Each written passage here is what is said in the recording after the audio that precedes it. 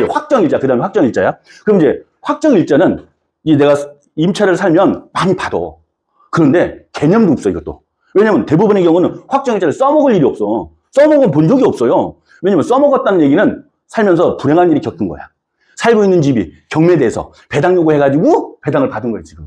근데 대부분의 경우는 뭐 그렇게까지 없잖아. 그래서 받긴 받지만 써먹은 적이 없어. 그래서 개념이 없어. 확정일자에 대한 개념이. 그래서 오늘은 여러분이 이 개념을 정확하게 이해해야 돼. 그래서 확정일자부 임차인의 우선 변제권은 갖추려면 요건이 대항력과 확정일자를 갖고 둘 중에 늦은 날이에요. 아까 대항력을 갖추기 위해서 대항 요건이었었잖아요. 대항 요건이 뭐였어요, 지금? 점유, 전입. 그럼 이제 그것 따라서 날짜가 달라지잖아요. 근데 예를 들어서 이 우선 변제권은 확정일자가 없어. 그럼 꽝이야.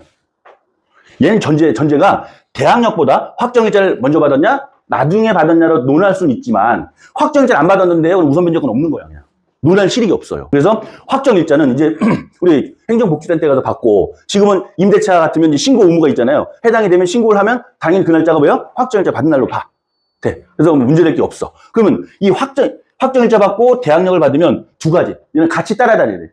반드시 확정일자가 있어야 되고 대항력이 빠르냐 늦느냐에 따라 효력의 날짜가 달라질 뿐이지 확정일자가 없는 건 논할 필요가 없다 그랬고, 그럼 이 날짜에 그럼 이제 개념이야. 이게 어떻게 써먹느냐는 거예요. 어떻게? 얘는 다른 담보물권자보다 우선하여 변제받을 수 있는 권리, 주의법 이렇게 나와. 이 법조문이 좀 어려워. 그거 좀 공부 좀 해야 되는데, 그러니까 우선 변제권은 원래 민법에 물권에 있어요. 담보물권이 우선 변제권이 있는 거야. 그럼 담보물권 대표적인 게 우리가 하는 근저당권. 그럼 이 날짜에 우리는 머릿속에 뭐냐면 근저당이 설정됐다라고 생각하면 되는 거야. 대항력과 확정일자 중에서 늦은 날, 이건 금방 따지는 거 어렵지 않잖아요. 그럼 이 둘 중에 늦은 날에 우리 머릿속에 뭐가 설정된 걸로 본다? 근저당이 설정된 걸 본다. 단 어떨 때 보냐면 배당할 때 보는 거야. 그러니까 배당을 안 하면 쓸모가 없어요. 그러니까 일반인들이 별로 와닿는 게 없는 거야. 근데 우리는 경매하니까 요 배당할 이런 부분들을 따져봐야 돼요. 근데 또 이렇게 말씀하실 수 있어. 아니 배당은 그걸 내가 왜 알아야 돼? 나는 경매 받아 잔금 내면 법원이 알아서 나눠주는데. 그쵸? 난 몰라도 되잖아. 그래서 경매를 오래 해도 배당을 잘 몰라요.